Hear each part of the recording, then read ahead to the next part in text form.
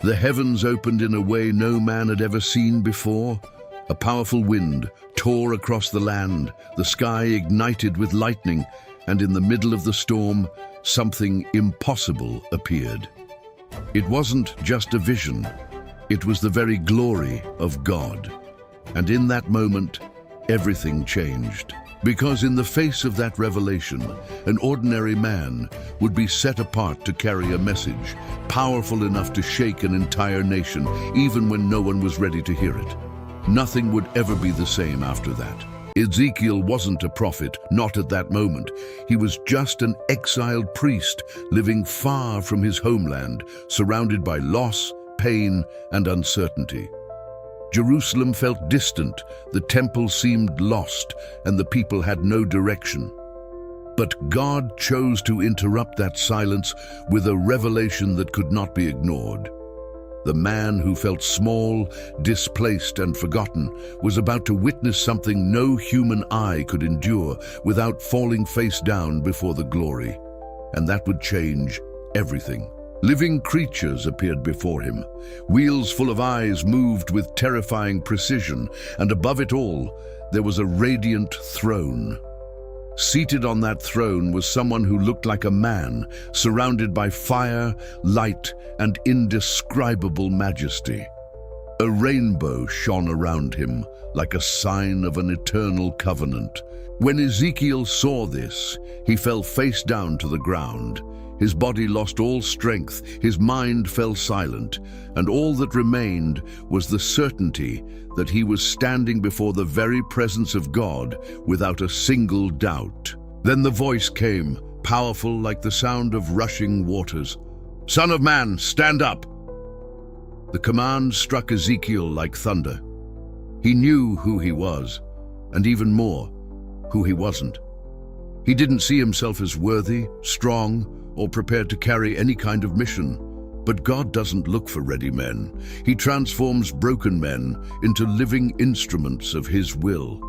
And in that moment, the anonymous priest stopped being just another exile and became a messenger of the Most High, ready to speak.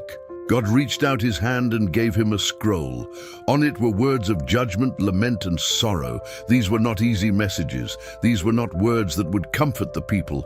But then came a command too strange to ever be forgotten. "Eat this scroll." Trembling, Ezekiel obeyed, and something unexpected happened. What spoke of tragedy became sweet, like honey in his mouth. Because the Word of God, even when it confronts, still carries truth, holiness, and eternal purpose over everything. If this content is already building you up and you want to go deeper into the Word of God, in the description you'll find our ebook, How to Use the Bible the Best Way, along with the Bibles we most recommend for study. Subscribe to the channel, like the video, and turn on notifications. This helps this message reach more people and spread the Word of God. And stay with me, because what Ezekiel is about to announce next is not just heavy, it's devastating. But the sweetness of the Word did not reduce the weight of the mission. On the contrary, it made everything even more serious. Jerusalem would fall, the temple would be destroyed, the glory of God would leave His people. This was not just a political crisis approaching, it was divine judgment. And the hardest part was not the message itself, it was knowing that no one wanted to hear it. And what would come next would prove that in an even harsher way. Among the exiles, hope still remained in a confused way. Some said that God would soon change everything. Others clung to false promises, trying to turn illusion into comfort. But Ezekiel carried a different certainty. There was a growing weight inside him, as if his own soul already knew that the worst had not yet come. He could see beyond appearances, beyond easy words. And when he finally spoke, his words brought a silence that no one could break that day. Jerusalem will fall. The sentence was spoken without softness. Some were outraged, others denied it. Others tried to laugh as if mocking could push the truth away. But no one remained indifferent. Ezekiel was not just delivering the message. He was becoming the message. Every action of his was a living warning. Every gesture carried urgency. And even so, the people kept ignoring it, and that only made what was coming even more inevitable. But while the people argued, God showed Ezekiel something even deeper. In a vision, he was taken to Jerusalem, and what he saw struck him like an open wound. Inside the temple itself, there was idolatry. Men who were supposed to honor the Lord were bowing down to abominations. The most sacred place in the nation had been corrupted from within. This was not just disobedience, it was spiritual betrayal. And what was about to happen would be God's direct response to that irreversible profanation. Then the unthinkable happened.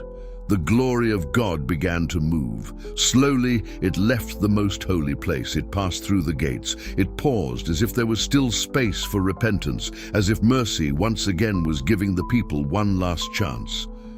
But there was no change, no brokenness, and then the presence moved on, leaving Jerusalem behind.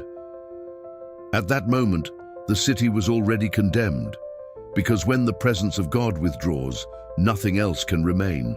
And when the presence of God leaves, the outcome is already sealed. It did not happen all at once. It came slowly, like a shadow growing with no way to stop it. Days later, the news began to spread. Babylon was coming. Hunger began to consume the people. Fear took over the streets, and the silence of God became deafening. Jerusalem was still standing, but it was already condemned. The walls were finally broken down. The enemies invaded with no resistance strong enough to stop them. The temple was looted, its treasures taken, and what once represented the presence of God was destroyed before the eyes of the people. Fire rose into the sky, consuming everything. The place where generations had sought God was now nothing but ashes and ruins. The vision Ezekiel had received was no longer a warning. It was reality. The impossible had happened. Jerusalem had completely fallen. Among the exiles, the impact was devastating. Many wept. Others stood frozen, unable to react. The hope that still existed was shattered in that moment. Those who once doubted were now silent. And it was there that the truth became impossible to ignore. God had not abandoned the people. The people had abandoned God first. That pain was not just the result of an enemy attack, it was the direct result of years of distance and spiritual hardening. If this story is impacting you, and you want to learn more about the Bible, in the description you'll find our ebook, How to Use the Bible the Best Way, along with the Bibles we most recommend for study. Subscribe to the channel, like the video, and turn on notifications. Stay with us, because from here, the story takes a turn no one expected. Now there was no temple, no king, no land. Everything seemed lost. Israel was no longer a visible nation. It was a broken people, scattered and without direction. But there was something no one realized yet. Silence did not mean absence. Judgment did not cancel the promise, and the end was not the end, because at that very moment, God was already preparing something no one could imagine. Then God began to speak against the surrounding nations. The same people who had mocked Israel's fall and celebrated its destruction would now be confronted. Tyre, Egypt, Ammon, none would escape. Because God is not just the God of one people, He is Lord of all the earth. His justice is not limited by borders. It reaches everyone, and that made it clear that what happened to Israel was not a historical accident. It was part of something much greater than any nation could understand. Even so, Ezekiel's heart remained heavy. The destruction was real, the pain was visible, and hope seemed too far away. Then he asked the question many were thinking, but no one dared to say. Lord, is it over? It was not just a question, it was a cry. And the answer would not come with simple words, it would come with a vision that would completely change everything he understood until that moment. God led him to a valley, dry, silent, dominated by death. Bones scattered everywhere, white, broken, forgotten. There was no movement, no life, no hope. That was not just a vision, it was an exact picture of Israel, a people who no longer believed in anything. And it was right there, in the worst possible scenario, that God decided to act. Then God asked a question that seemed impossible. "Son of man, can these bones live?" Humanly speaking, the answer was obvious. No, that was complete, final death. But Ezekiel did not answer based on logic. He answered based on who was asking. "Lord, you know." Because when God enters the equation, even what seems impossible stops being the final word. And that answer opened the way for something no one could have predicted. Then the command came. Prophecy. Ezekiel spoke. And in that moment something began to happen. First, a sound, then a movement, small but impossible to ignore. The bones began to move, to come together, to connect.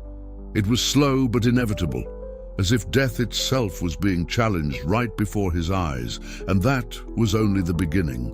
Tendons appeared, flesh covered the bones, complete bodies stood up, but something was still missing. There was still no life, no breath. Then God said again, "Prophesy to the breath." And when Ezekiel spoke, the wind blew. Life entered those bodies. And before him a vast army stood up, alive, restored, impossible in human eyes, but completely real before the power of God. Because when God speaks, even death has to obey. In front of that vision, God revealed the meaning.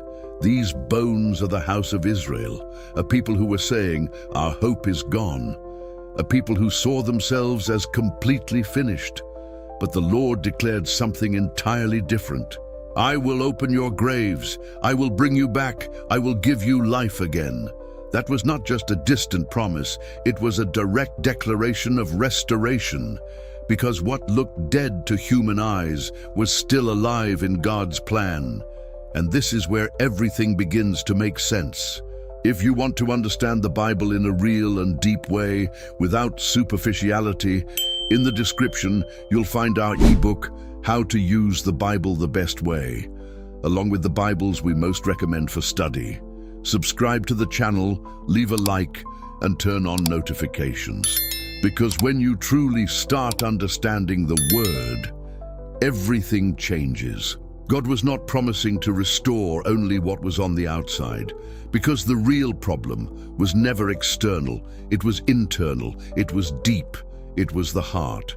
And that is where everything changes. "I will remove from you the heart of stone and give you a heart of flesh." This would not be just a reconstruction, it would be a complete transformation, because without change on the inside, nothing on the outside truly lasts. And then something even deeper comes. God promises to put His own Spirit within them that changes everything, because now it would not be human effort trying to get things right. It would be God Himself working from the inside out. They would not only return to the land, they would return to God. And when that happens, life is never the same again. Then came an even greater promise. An eternal king would rule over them, a true shepherd different from all the failed leaders of the past. "My servant David will reign over them."